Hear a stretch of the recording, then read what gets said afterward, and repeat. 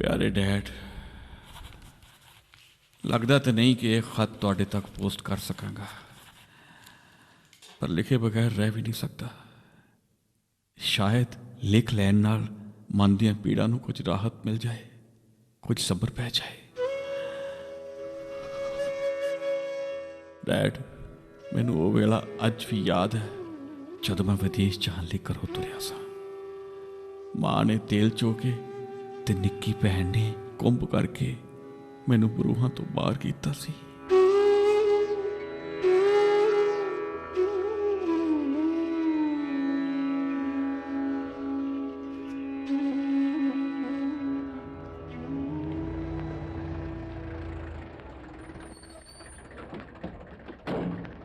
दिलावर, हाँ बापू। पुत्त गड्डी आ गई है। पुत्त अपने घर की हालत तो तैनू पता ही है। मोहने आड़तीए ने लैणों पार वाले 2 किले लिखवा के दिता 5 लाख 3 टके ब्याज ते।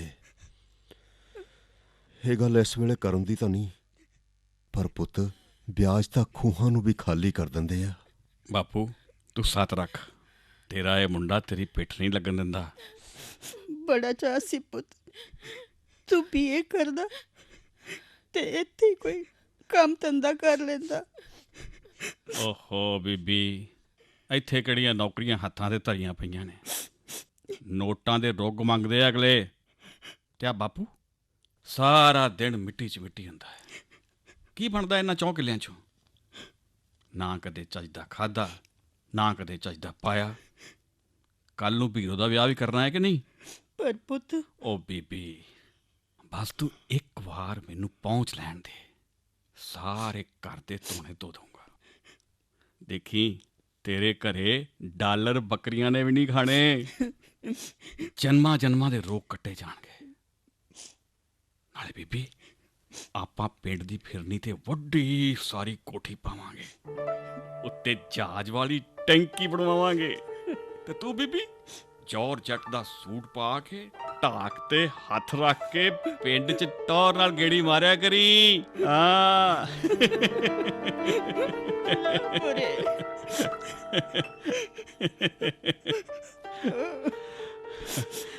चंगा बीबी, हुण मैं चलदा। पैरी हथ लो ना बीबी। चंगा बापू, पैरी पैना।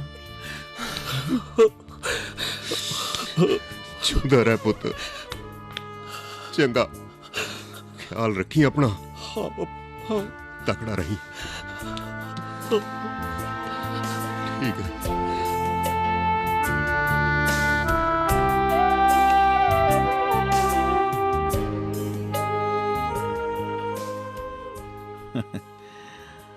ਤੁਹਾਡੇ ਵੀ ਕੀ ਵਸ ਸੀ, ਮੈਂ ਤੇ ਤੁਹਾਡੇ ਨਾਲੋਂ ਵੀ ਕਾਲਾ ਸੀ ਵਿਦੇਸ਼ ਜਾਣ ਲਈ। ਦਰਅਸਲ ਆਪਣੇ ਲੋਕਾਂ 'ਚ ਵਾਹ ਹੀ ਐਸੀ ਚੱਲੀ ਹੈ ਕਿ ਆਪਾਂ ਲੋਕਾਂ ਨੂੰ ਆਪਣੇ ਰੋਗਾਂ ਦਾ ਇਲਾਜ ਇਹ ਯੂਰਪੀਅਨ ਕੰਟਰੀ ਜਾਂ ਅਮਰੀਕਾ ਕੈਨੇਡਾ ਵਰਗੇ ਹੀ ਦਿਸਦੇ ਨੇ। ਤੇ ਇਹੀ ਕਾਰਨ ਸੀ ਮੈਂ ਏਜੰਟ ਦੇ ਕਹਿਣ ਤੇ ਆਪਣੀ ਬੀਏ ਦੀ ਪੜ੍ਹਾਈ ਛੱਡ ਕੇ ਘਰੋਂ ਤੁਰ ਪਿਆ, ਅਣਜਾਣੇ ਰਾਹੀਂ। ਤੇ ਡੈਡ, ਸਭ ਤੋਂ ਪਹਿਲਾ ਝਟਕਾ ਮੈਨੂੰ ਉਦੋਂ ਲੱਗਾ ਜਦੋਂ ਦਿੱਲੀ ਜਾ ਕੇ ਏਜੰਟ ਦੇ ਕਹਿਣ ਤੇ ਮੈਨੂੰ ਆਪਣਾ ਸਿਰ ਮੂੰਹ ਬਣਾਉਣਾ ਪਿਆ।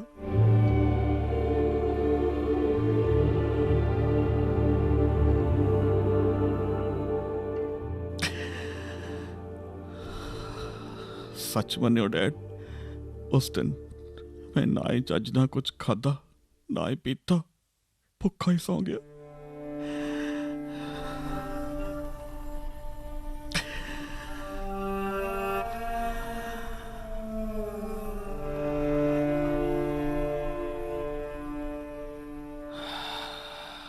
फिर दिल्ली, बॉम्बे, मास्को, प्राग, पता नहीं कित्थे किवें किवें पहुंचे, की कुछ खाधा कुछ भी याद नहीं। कई थां ठिकाणियां दा तां नाम ही याद नहीं, ते कईयां दा पता ही नहीं लगा। सब तो वध परेशानी उदों हुंदी जदों एजेंट अपने दस्से समय अनुसार ना मुड़दा। असी 7 जने सी।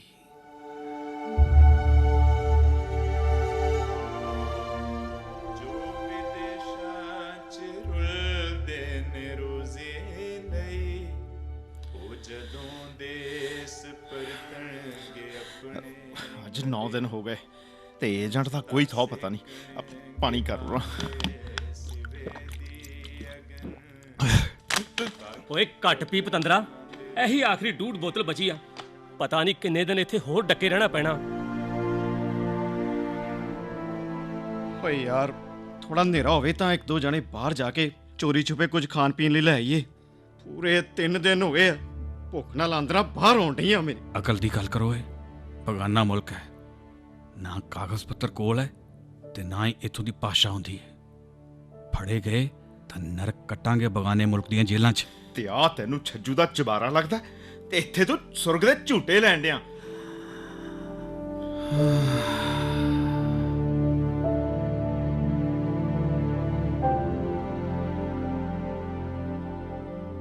ਤੇ ਫਿਰ ਡੈਡ ਇੱਕ ਏਜੰਟ ਸਾਨੂੰ ਦੂਸਰੇ ਏਜੰਟ ਦੇ ਸਪੁਰਦ ਕਰ ਦਿੰਦਾ ਤੇ ਦੂਸਰਾ ਕਿਸੇ ਹੋਰ ਦੇ। ਠੀਕ ਉਸੇ ਤਰ੍ਹਾਂ ਜਿਵੇਂ ਪੁਰਾਣੇ ਸਮੇਂ ਵਿੱਚ ਇੱਕ ਠੱਗ ਠੱਗੀ ਕਰਨ ਤੋਂ ਬਾਅਦ ਗੱਡੀ 'ਚ ਬੈਠੇ ਮੁਸਾਫਰ ਨੂੰ ਕਿਸੇ ਦੂਸਰੇ ਠੱਗ ਕੋਲ ਵੇਚ ਆਇਆ ਕਰਦਾ ਸੀ। ਖੈਰ, ਅਖੀਰ ਉਹ ਦਿਨ ਵੀ ਆ ਗਿਆ ਜਦੋਂ ਅਸੀਂ ਆਪਣੀ ਮੰਜ਼ਿਲ ਵੱਲ ਪੈਦਲ ਚੱਲਣਾ ਸੀ। ਇਹਨੂੰ ਇੱਥੇ ਡੌਂਕੀ ਲਾਉਣਾ ਕਹਿੰਦੇ ਨੇ। ਭਾਵ ਇੱਕ ਮੁਲਕ 'ਚੋਂ ਦੂਸਰੇ ਮੁਲਕ 'ਚ ਐਂਟਰ ਕਰਨ ਲਈ ਉਹਨਾਂ ਰਸਤਿਆਂ 'ਤੇ ਚੱਲਣਾ ਜੋ ਨਾ ਤਾਂ ਸੜਕੀ ਹੋਵੇ, ਨਾ ਹੀ ਰੇਲੀ ਤੇ ਨਾ ਹੀ ਹਵਾਈ, ਸਗੋਂ ਜੰਗਲੀ ਉਜਾੜ ਤੇ ਬਿਆਬਾਨ। ਸਾਨੂੰ ਕਿਹਾ ਗਿਆ ਕਿ ਸਾਨੂੰ ਸਿਰਫ 2 ਘੰਟੇ ਹੀ ਚੱਲਣਾ ਹੈ ਤੇ ਰਾਤ ਦੇ ਹਨੇਰੇ 'ਚ ਅਸੀਂ ਤੁਰਨਾ ਸ਼ੁਰੂ ਕੀਤਾ। ਸਾਡੇ ਕੋਲ 5 ਫੁੱਟ ਦੀ ਜਵਾਨ ਇੱਕ ਗੋਰੀ ਕੁੜੀ ਨੂੰ ਸਾਡੀ ਅਗਵਾਈ ਸੌਂਪੀ ਗਈ।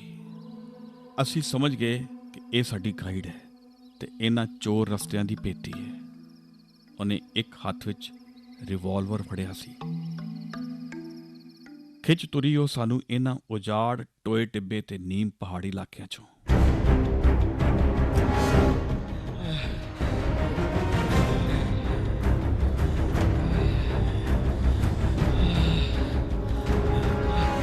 Hurry up, man, hurry up.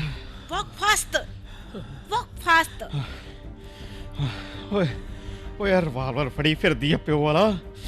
ਇਹਨੂੰ ਹੀ ਪੁੱਛ ਲੋ ਕੁਝ ਹੈਗਾ ਖਾਣ ਨੂੰ ਤੇ। ਓਏ 2 ਮਿੰਟ ਰੁਕ ਜਾਓ ਯਾਰ, ਉਹ ਜੰਡਿਆਲੇ ਵਾਲੇ ਮੁੰਡੇ ਕਿਤੇ ਪਿੱਛੇ ਹੀ ਰਹਿ ਗਏ ਆ। Shh. Don't talk loud. Just keep walking. जो पीछे रह गया उसे भूल जाओ. You are alive till you keep walking.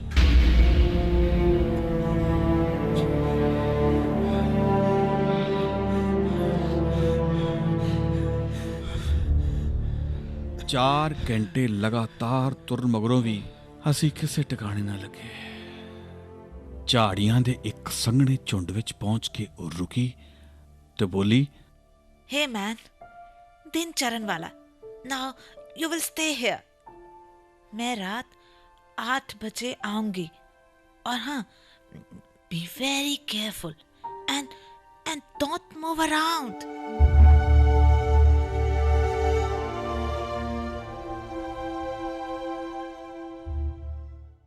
ਕੁਦਰਤੀ ਆਸਮਾਨ ਸਾਫ਼ ਸੀ। ਛੇਤੀ ਸੂਰਜ ਚੜ੍ਹ ਆਇਆ। ਨਿੱਘੀ ਨਿੱਘੀ ਧੁੱਪ ਨੇ ਹੱਡਾਂ ਨੂੰ ਰਾਹਤ ਪਹੁੰਚਾਉਣੀ ਸ਼ੁਰੂ ਕਰ ਦਿੱਤੀ। ਡੈਡ, ਯਾਦ ਹੈ ਨਾ ਜਿਸ ਤਰ੍ਹਾਂ ਆਪਣੇ ਨਹਿਰ ਵਾਲੇ ਖੇਤ ਦੇ ਕਾਨਿਆਂ ਵਾਲੀ ਖੰਦਕ ਦੇ ਚੜ੍ਹਦੇ ਪਾਸੇ ਸਿਆਲ ਦੀ ਨਿੱਘੀ ਧੁੱਪ 'ਚ ਸਵੇਰੇ ਸਵੇਰੇ ਨਿਵਲੇ ਆਪਣੇ ਬੱਚਿਆਂ ਸਮੇਤ ਖੁੱਡਾਂ 'ਚੋਂ ਬਾਹਰ ਆ ਕੇ ਬੈਠ ਜਾਇਆ ਕਰਦੇ ਸੀ। ਠੀਕ ਉਸੇ ਤਰ੍ਹਾਂ ਅਸੀਂ ਝਾੜੀਆਂ ਦੀ ਓਟੇ ਬੈਠੇ ਸਾਂ, ਘਰੋਂ ਬੇਘਰ। ਭੁੱਲ ਗਏ ਸਾਂ ਸਭ ਹਾਸੇ। ਕਿਹੜਾ ਦੇਸ਼ ਸੀ, ਕਿਹੜੀ ਧਰਤੀ ਸੀ, ਸਾਨੂੰ ਕੁਝ ਵੀ ਪਤਾ ਨਹੀਂ ਸੀ, ਕੁਝ ਵੀ ਪਤਾ ਨਹੀਂ ਸੀ।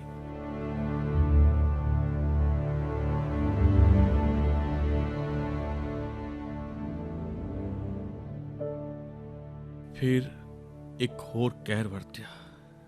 ਦਿਨੇ 10 ਕੁ ਵਜੇ ਮੈਨੂੰ 5 ਪੱਟ ਤਾਪ ਚੜ ਗਿਆ।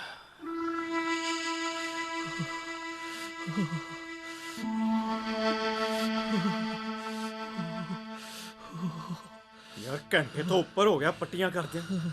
ਬੋਤਲਾਂ 'ਚ ਪਾਣੀ ਵੀ ਮੁੱਕ ਚੱਲਿਆ। ਪਰ ਇਹਦਾ ਬੁਖਾਰ ਹੈ ਕਿ ਸਗੋਂ ਹੀ ਹੋਰ ਤੇਜ਼ ਹੋਈ ਜਾਂਦਾ। ਓਏ ਮੈਂ ਕਿ ਇਹਨਾਂ ਨੂੰ ਚੁੱਕ ਕੇ ਹਾਈਵੇ ਤੇ ਲੈ ਚਲੀਏ। ਕੀ ਹੋਇਆ? ਪੁਲਿਸ ਹੀ ਫੜ ਲਊ ਨਾ। ਘੱਟੋ ਘੱਟ ਡਾਕਟਰੀ ਸਹਾਇਤਾ ਤਾਂ ਮਿਲ ਜਾਊ। ਓਏ ਜਾਨ ਤੇ ਬਾਜੂ ਇਹਦੀ। ਤੇ ਅੱਗੋਂ ਪੁਲਿਸ ਨੇ ਫੜ ਕੇ ਇੰਡੀਆ ਤੋਰਤਾ, ਫੇਰ ਉਹ ਤੋਰਦੇ ਆ ਤਾਂ ਤੋਰ ਦੇਣ। ਘੱਟੋ ਘੱਟ ਇਸ ਆਪ ਸਹੇੜੀ ਨਰਕੀ ਕਹਿ ਤੋਂ ਛੁਟਕਾਰਾ ਤਾਂ ਮਿਲ ਜਾਊ। ਉਹ ਭੋਲਿਓ, ਬੁਖਾਰ ਹੀ ਹੈ। ਮੈਂ ਮਰ ਤਾਂ ਨਹੀਂ ਚੱਲਿਆ। ਓਏ ਜੱਟ ਦਾ ਪੁੱਤਿਆਂ, ਜਿਗਰਾ ਰੱਖੋ। ਯਾਦ ਕਰੋ ਆਪਣੇ ਮਾਂ-ਪਿਓ ਨੇ ਕਿੰਨੀਆਂ ਮੁਸੀਬਤਾਂ ਸਹਿ ਕੇ ਸਾਨੂੰ ਇੱਥੋਂ ਤੱਕ ਭੇਜਿਆ, ਜਿੱਥੇ 6-7 ਮਹੀਨਿਆਂ ਤੋਂ ਆਪ ਇਹ ਮੁਸੀਬਤਾਂ ਸਹਿੰਦੇ ਆ ਰਹੇ ਹਾਂ। ਉੱਥੇ ਇੱਕ ਦਿਨ ਹੋਰ ਸਬਰ ਕਰ ਲਓ। ਓਏ ਘੱਟੋ ਘੱਟ ਉਸ ਗੋਰੀ ਕੁੜੀ ਦੇ ਆਉਣ ਦਾ ਇੰਤਜ਼ਾਰ ਹੀ ਕਰ ਲਓ। ਓਏ ਹਿੰਮਤ ਕਰੋ। ਓਏ ਹਿੰਮਤ ਤੇ ਹੌਸਲਾ ਮਰਦ ਦੇ ਅਸਲੀ ਗਹਿਣੇ ਹੁੰਦੇ ਆ।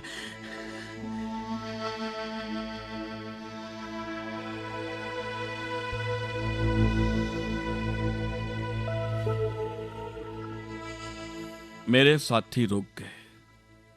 ਉਹਨਾਂ ਦੇ ਚਿਹਰਿਆਂ ਤੇ ਹਲਕੀ ਜਿਹੀ ਰੌਣਕ ਪਰਤ ਆਈ, ਪਰ ਮੈਂ ਅੰਦਰੋਂ ਅੰਦਰ ਗਿਰਦਾ ਜਾ ਰਿਹਾ ਸਾਂ।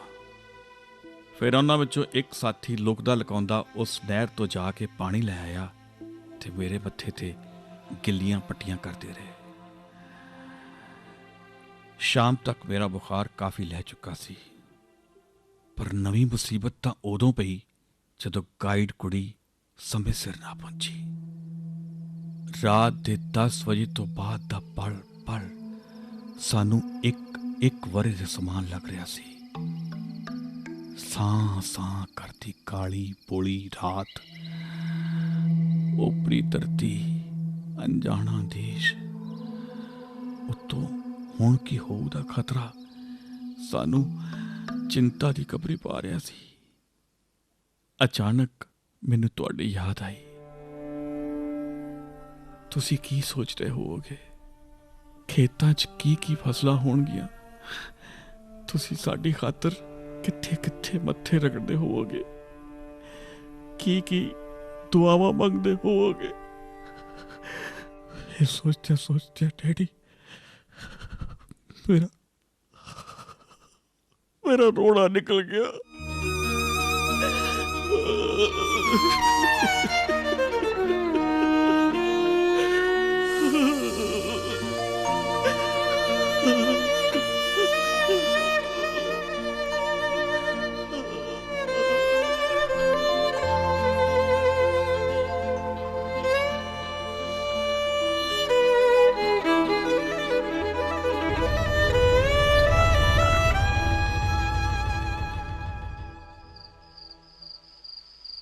ਬਾਰਾਂ ਵਜੇ ਰਾਤ ਜਾ ਕੇ ਜਦੋਂ ਉਹ ਕੁੜੀ ਵਾਪਸ ਆਈ ਤਾਂ ਕੁਝ ਢਾਰਸ ਜੀ ਮਹਿਸੂਸ ਕੀਤੀ।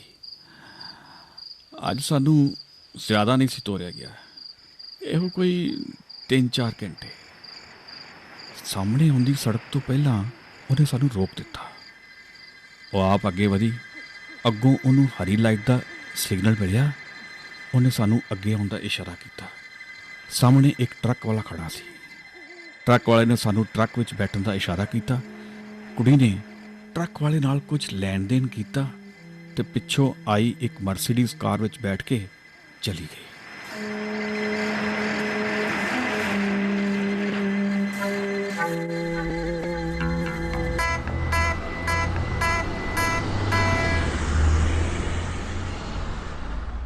ਸਵਾ ਕੁ ਘੰਟੇ ਬਾਅਦ ਉਹ ਟਰੱਕ ਵਾਲਾ ਸਾਨੂੰ ਇੱਕ ਬਹੁਤ ਵੱਡੇ ਮਕਾਨ ਵਿੱਚ ਲੈ ਆਇਆ। ਇਹ ਕੋਈ ਫਾਰਮ ਹਾਊਸ ਸੀ। ਕਿਸੇ ਨੇ ਉੱਚੀ ਆਵਾਜ਼ 'ਚ ਗੱਲ ਨਹੀਂ ਕਰਨੀ, ਨਾ ਹੀ ਕਿਤੇ ਬਾਹਰ ਅੰਦਰ ਜਾਣਾ ਹੈ। ਕਿਸੇ ਵੀ ਵੇਲੇ ਪੁਲਿਸ ਦਾ ਛਾਪਾ ਪੈ ਸਕਦਾ ਹੈ। ਇਦਾਂ ਦਾ ਕੁਝ ਮਹਿਸੂਸ ਹੋਇਆ ਨਾ ਤਾਂ ਹੌਲੀ ਦੇਣੇ ਖਿਸਕ ਕੇ ਪਿਛਲੇ ਖੇਤਾਂ 'ਚ ਜਾ ਲੁਕਣਾ। ਸਮਝ ਗਏ ਹੋ?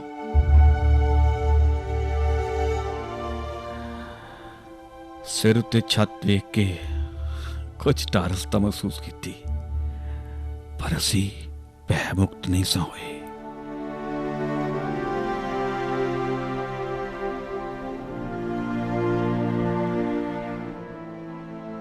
ਅਗਲੀ ਰਾਤ ਇੱਕ ਬੁੱਢੀ ਔਰਤ ਗੱਡੀ ਲੈ ਕੇ ਆਈ। ਉਹਦੇ ਨਾਲ ਇੱਕ ਪੰਜਾਬੀ ਬੰਦਾ ਵੀ ਸੀ।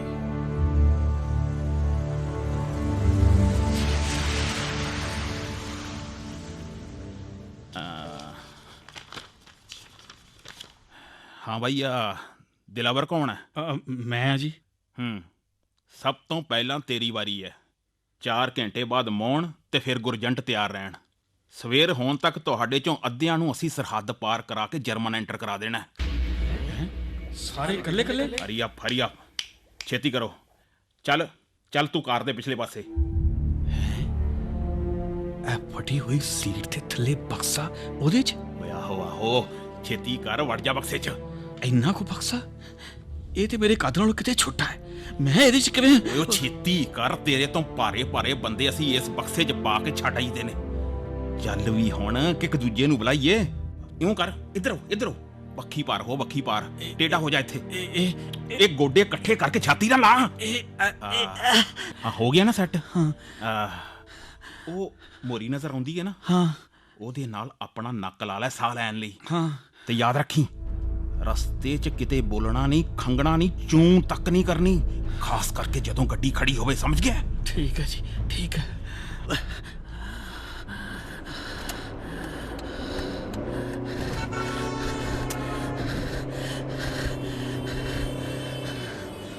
ਅਜੇ ਗੱਡੀ ਚੱਲੀ ਨੂੰ ਸਿਰਫ 15 ਮਿੰਟ ਹੀ ਹੋਏ ਹੋਣਗੇ ਕਿ ਮੇਰਾ ਸਰੀਰ ਥੱਕ ਗਿਆ ਸੀ। ਮੇਰਾ ਦਿਲ ਕਰੇ ਮੈਂ ਆਪਣੀ ਲੱਤਾਂ ਸਿੱਧੀਆਂ ਕਰਾਂ, ਪਰ ਲੱਤਾਂ ਸਿੱਧੀਆਂ ਹੋਣ ਕਿੱਥੇ। ਮੇਰਾ ਦਿਲ ਕਰੇ ਕਿ ਮੈਂ ਜ਼ੋਰ ਲਾ ਕੇ ਬਕਸਾ ਪਾੜ ਸੁੱਟਾਂ। ਇੱਕ ਵਾਰੀ ਤੇ ਸਰੀਰ ਨੇ ਤਰੀਨ ਜੀ ਵੱਟੀ, ਪਰ ਅਸਫਲ। ਮੇਰਾ ਸਾਹ ਔਖਾ ਹੋਣ ਲੱਗਾ। ਮੈਂ ਆਪਣੀ ਲੱਤਾਂ ਦਾ ਜ਼ੋਰ ਲਾ ਕੇ, ਬਾਹਾਂ ਦਾ, ਪਿੱਠ ਦਾ ਜ਼ੋਰ ਲਾ ਕੇ ਬਕਸਾ ਥੱਕ ਰਿਹਾ ਸਾਂ। ਮੇਰੇ ਮੂੰਹ ਚੋਂ ਈ ਦੀ ਆਵਾਜ਼ ਨਿਕਲ ਰਹੀ ਸੀ, ਪਰ ਡੈਡ ਬਕਸਾ ਇੱਕ ਸੂਤਰ ਵੀ ਨਾ ਖੁੱਲਿਆ। ਓ ਭਾਈ ਗੱਡੀ ਰੋਕੋ ਭਾਈ। ਕਿਸੇ ਨੇ ਮੇਰੀ ਆਵਾਜ਼ ਨਾ ਸੁਣੀ। ਮੈਨੂੰ ਲੱਗਾ ਮੈਂ ਬਸ 5-7 ਮਿੰਟ ਦਾ ਹੀ ਪ੍ਰਾਹੁਣਾ।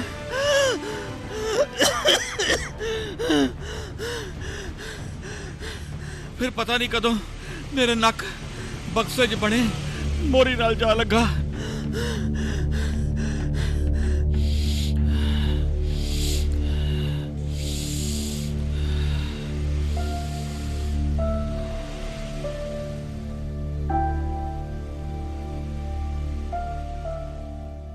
ਫਿਰ ਪਤਾ ਨਹੀਂ ਕਿੱਥੋਂ ਮੈਨੂੰ ਅਚਾਨਕ ਪਿੰਡ ਵਾਲੇ ਨਾਮੇ ਚਟਕਈ ਦੀ ਯਾਦ ਆਈ।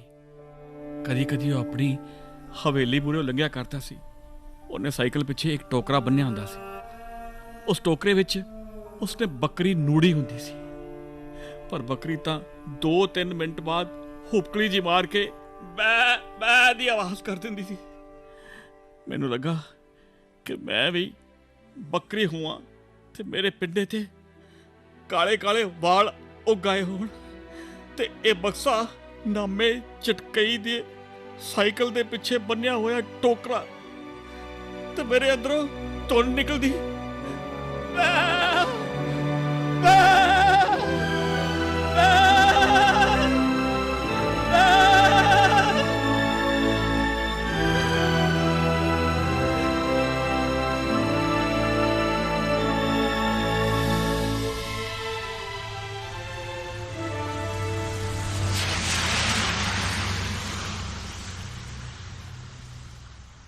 ਫਿਰ ਮੈਂ ਦੇਖਿਆ ਕੋਈ ਹੱਥ ਮੇਰੇ ਵੱਲ ਵਧ ਰਹੇ ਸਨ।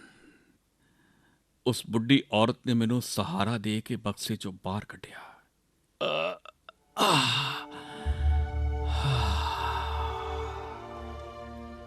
ਮੈਨੂੰ ਆਪਣੇ ਜ਼ਿੰਦਾ ਹੋਣ ਦਾ ਅਹਿਸਾਸ ਹੋਣ ਲੱਗਾ।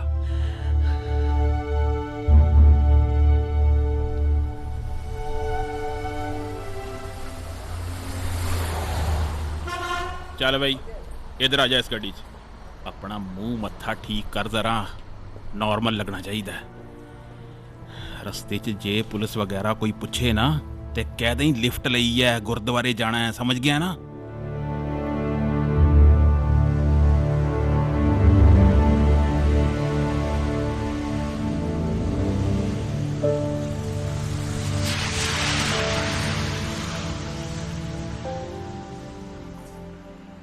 ਚੱਲ ਬਈ ਉੱਤਰ ਹੇਠਾਂ। ਹੁਣ ਉਹ ਸੜਕੋਂ ਪਾਰ ਗੁਰਦੁਆਰਾ ਦੇਖ ਰਿਹਾ ਨਾ, ਉੱਥੇ ਜਾ ਕੇ ਕਿਸੇ ਤੋਂ ਹੈਲਪ ਮੰਗ। ਸਾਡਾ ਕੰਮ ਬਸ ਇੱਥੋਂ ਤੱਕ ਹੀ ਸੀ।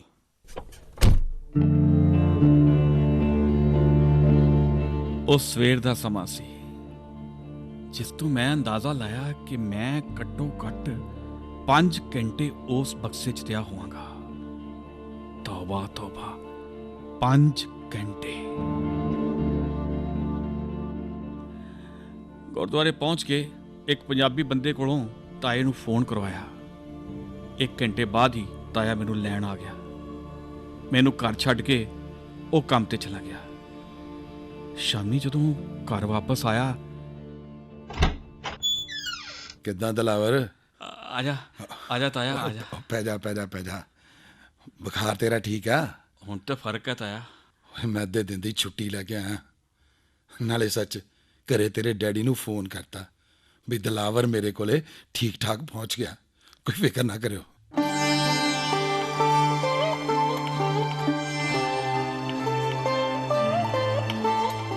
ਤਾਏ ਨੇ ਮੈਨੂੰ 4-5 ਦਿਨ ਆਪਣੇ ਘਰ ਰੱਖਿਆ। ਮੈਨੂੰ ਖੂਬ ਖਵਾਇਆ ਪਿਆਇਆ, ਮੇਰੇ ਤਾਪ ਦਾ ਇਲਾਜ ਵੀ ਕੀਤਾ। ਪਰ ਤਾਈ ਦਾ ਸੁਭਾਅ ਕੁਝ ਰੁੱਖਾ ਜਿਹਾ ਸੀ। ਫਿਰ ਇੱਕ ਦਿਨ ਤਾਇਆ ਮੈਨੂੰ ਇੱਕ ਦਫ਼ਤਰ ਛੱਡ ਆਇਆ।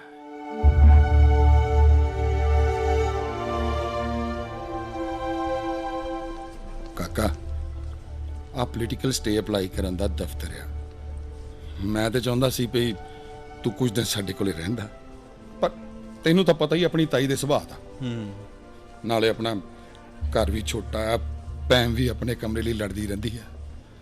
ਪਰ ਪੁੱਤ ਤੂੰ ਇਹ ਨਾ ਸਮਝੀ ਕਿ ਤੇਰਾ ਇੱਥੇ ਕੋਈ ਨਹੀਂ। ਕਦੇ ਵੀ ਕਿਸੇ ਤਰ੍ਹਾਂ ਦੀ ਲੋੜ ਪਈ ਨਾ ਤੇ ਆਪਣੇ ਤਾਏ ਨੂੰ ਯਾਦ ਕਰ ਲਈ। ਨਾਲੇ ਇਹ 7 ਬਗਾਨੇ ਮੁਲਕ 'ਚ ਅਸੀਂ ਤੇਰੇ ਕੰਮ ਨਹੀਂ ਆਵਾਂਗੇ ਤਾਂ ਹੋਰ ਕੌਣ ਆਊ? ਹੈ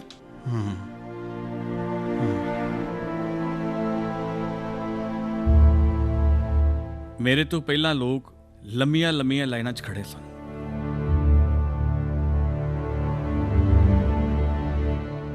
ਉਹਨਾਂ ਨੇ 1 ਮਹੀਨੇ ਦੀ ਤਰੀਕ ਦੇ ਕੇ ਮੈਨੂੰ ਮੇਰੇ ਨਾਲਦਿਆਂ ਦੇ ਨਾਲ ਸ਼ਹਿਰ ਤੋਂ ਬਾਹਰ ਬਣੇ ਖੁੱਲੇ ਕ੍ਰੈਸ਼ਾਂ 'ਚ ਬੰਦ ਕਰ ਦਿੱਤਾ ਤੇ ਨਾਲ ਦੇ ਦਿੱਤੇ ਕੁਝ ਕੂਪਨ ਖਾਣ ਪੀਣ ਦਾ ਸਮਾਨ ਖਰੀਦਣ ਲਈ।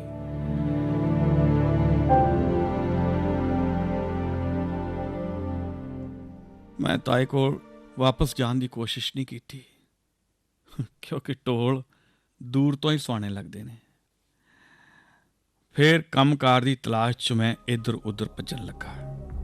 ਉਹਨਾਂ ਦਿਨਾਂ 'ਚ ਕੁਝ ਮੁੰਡੇ ਬੈਲਜੀਅਮ ਜਾ ਰਹੇ ਸਨ। ਮੈਂ ਵੀ ਉਹਨਾਂ ਨਾਲ ਬੈਲਜੀਅਮ ਪਹੁੰਚ ਗਿਆ। ਇੱਥੇ ਆ ਕੇ ਵੀ ਮੈਂ ਵੇਖਿਆ ਕਿ ਪੋਲੀਟੀਕਲ ਸਟੇ ਲੈਣ ਵਾਸਤੇ ਦਫ਼ਤਰ ਦੇ ਖੁੱਲ੍ਹਣ ਤੋਂ ਪਹਿਲਾਂ ਹੀ ਲੋਕ ਲੰਮੀਆਂ ਕਤਾਰਾਂ 'ਚ ਖੜੇ ਸੀ। ਇੱਥੇ ਮੈਂ ਹਰ ਨਸਲ ਦੇ ਲੋਕ ਵੇਖੇ।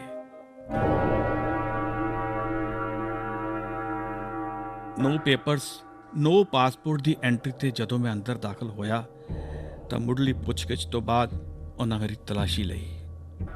ਮੇਰੀ ਜੇਬ 'ਚੋਂ ਜਰਮਨ ਕੂਪਨ ਨਿਕਲ ਆਇਆ। ਫੇਰ ਕੀ ਸੀ, ਉਹਨਾਂ ਨੇ ਮੈਨੂੰ ਪੁਲਿਸ ਦੇ ਹਵਾਲੇ ਕਰ ਦਿੱਤਾ। ਪੁਲਿਸ ਨੇ ਮੈਨੂੰ ਮਾਰਿਆ ਤੇ ਨਾ, ਪਰ ਜ਼ਲੀਲ ਬਹੁਤ ਕੀਤਾ। ਉਹਨਾਂ ਨੇ ਮੈਨੂੰ ਇੱਕ ਠੰਡੇ ਜਿਹੇ ਕਮਰੇ 'ਚ ਬੰਦ ਕਰ ਦਿੱਤਾ ਤੇ ਉੱਤੋਂ ਕਰ ਦਿੱਤਾ ਅਲਫ ਨੰਗਾ।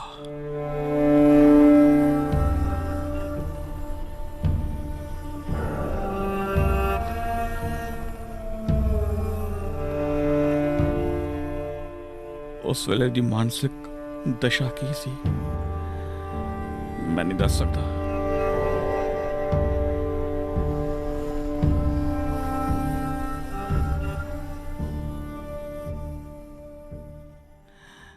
ਜੇਲ੍ਹ ਤੋਂ ਰਿਹਾ ਹੋਣ ਤੋਂ 1 ਹਫ਼ਤਾ ਬਾਅਦ ਮੈਂ ਆਪਣਾ ਨਾਮ ਬਦਲ ਕੇ, ਹੁਲੀਆ ਬਦਲ ਕੇ ਉਸੇ ਦਫ਼ਤਰ ਦੀ ਲਾਈਨ 'ਚ ਜਾ ਖੜਾ ਹੋਇਆ। 2 ਮਹੀਨਿਆਂ ਤੋਂ ਬਾਅਦ ਮੈਨੂੰ 19,000 ਇੰਡੀਅਨ ਰੁਪਈਆਂ ਦੇ ਬਰਾਬਰ ਮਹੀਨੇ ਦੀ ਸਹਾਇਤਾ ਮਿਲਣੀ ਸ਼ੁਰੂ ਹੋਈ। ਮਨ ਨੇ ਸੋਚਿਆ ਚਲੋ ਕਿਸੇ ਟਿਕਾਣੇ ਤੇ ਲੱਗੇ ਹਾਂ, ਪਰ ਕਿੱਥੇ। 2 ਮਹੀਨੇ ਬਾਅਦ ਜਦੋਂ ਦੁਬਾਰਾ ਉਸ ਦਫ਼ਤਰ 'ਚ ਪੇਸ਼ ਹੋਇਆ ਤਾਂ ਤਗੜਿਆਂ 5 ਦਿਨਾਂ ਦਾ ਕੰਟਰੀ ਆਊਟ ਦਾ ਨੋਟਿਸ ਮੇਰੇ ਹੱਥਾਂ 'ਚ ਥਮਾ ਦਿੱਤਾ।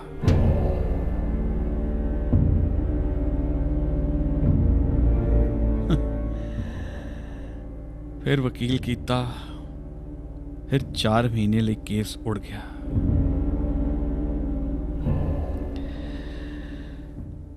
ਅੱਜ ਫਿਰ ਮੈਂ ਉਸੇ ਦਫ਼ਤਰ 'ਚ ਪੇਸ਼ ਹੋਇਆ। ਆਪਣੇ ਦੋਸਤਾਂ ਦੇ ਕਹਿਣ ਤੇ ਆਪਣੀਆਂ ਉਂਗਲੀਆਂ ਦੇ ਪੋਟੇ ਤੱਤੇ ਤਵੇ ਤੇ ਸਾੜਦਾ ਰਿਹਾ ਸੀ ਤਾਂ ਜੋ ਫਿੰਗਰਪ੍ਰਿੰਟ ਬਦਲ ਜਾਣ। ਡੈਡੀ, ਸੇਕ ਲੱਗਦਾ ਸੀ ਨਾ, ਪੋਟੇ ਚੰਗੀ ਤਰ੍ਹਾਂ ਸੜ ਨਾ ਸਕੇ।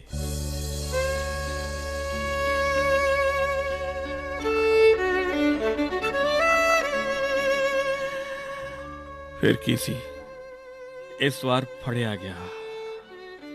ਹੁਣ ਉਹਨਾਂ ਨੇ ਮੈਨੂੰ 28 ਦਿਨਾਂ ਲਈ ਜੇਲ੍ਹ ਭੇਜ ਦਿੱਤਾ। ਇਹਨੂੰ ਇੱਥੇ 28 ਲੱਗਣਾ ਕਹਿੰਦੇ। ਕਿਹੜੀ ਜੇਲ੍ਹ ਹੈ ਇਹਦੇ ਬਾਰੇ ਮੈਂ ਨਹੀਂ ਜਾਣਦਾ। ਬਸ ਪੰਜਾਬੀ ਇੱਥੇ ਮੈਂ ਇਕੱਲਾ ਹੀ ਹਾਂ।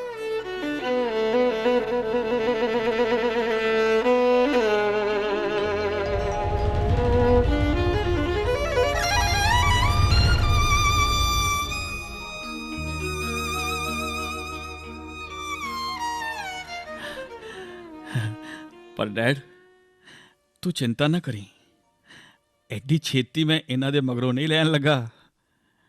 ਤੇਰਾ ਸਾਰਾ ਕਰਜ਼ਾ ਉਤਾਰੂ।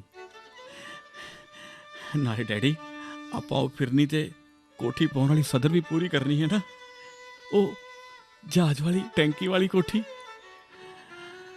ਉਸ ਕੋਠੀ 'ਚ ਰਹਿ ਕੇ ਮੈਨੂੰ ਕਦੀ ਕੋਈ ਸੁੱਖ ਦੀ ਘੜੀ ਨਸੀਬ ਹੋਏਗੀ ਕਿ ਨਹੀਂ, ਇਸ ਬਾਰੇ ਨਹੀਂ ਕਹਿ ਸਕਦਾ। ਪਰ ਡੈਡ, ਤੈਨੂੰ ਯਾਦ ਹੀ ਜਦੋਂ ਤੂੰ ਝੋਨੇ ਦੇ ਖੇਤ 'ਚ ਕੱਦੂ ਕਰਿਆ ਕਰਦਾ ਸਾਂ ਤੇ ਮੈਂ ਤੇਰੇ ਪਿੱਛੇ ਪਿੱਛੇ ਕੱਛਾ ਪਾਈ ਬੰਨੇ ਚਿਪਿਆ ਕਰਦਾ ਸਾਂ। ਤਿੱਖੀ ਧੁੱਪ ਹੁੰਦੀ ਸੀ, ਮਾਂ ਤੇ ਨਿੱਕੀ ਰੋਟੀ ਲੈ ਕੇ ਆਉਂਦੀਆਂ ਸੀ। ਆਪਾਂ ਚਾਰੇ ਜੀ ਚਲਦੀ ਮੋਟਰ ਲਾ ਕੇ ਤੂੰ ਥੱਲੇ ਬਹਿ ਕੇ ਰੋਟੀ ਖਾਇਆ ਕਰਦੇ ਸੀ।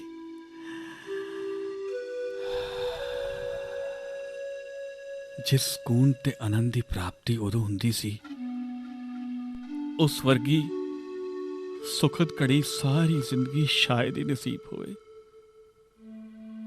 ਸਾਰੀ ਜ਼ਿੰਦਗੀ।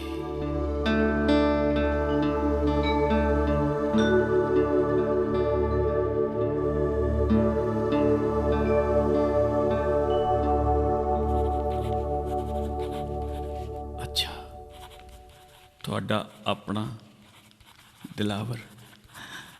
ਹਾਂ ਸੱਚ, ਨਿੱਕੀ ਨੂੰ ਦੱਬ ਕੇ ਪੜਾਇਓ।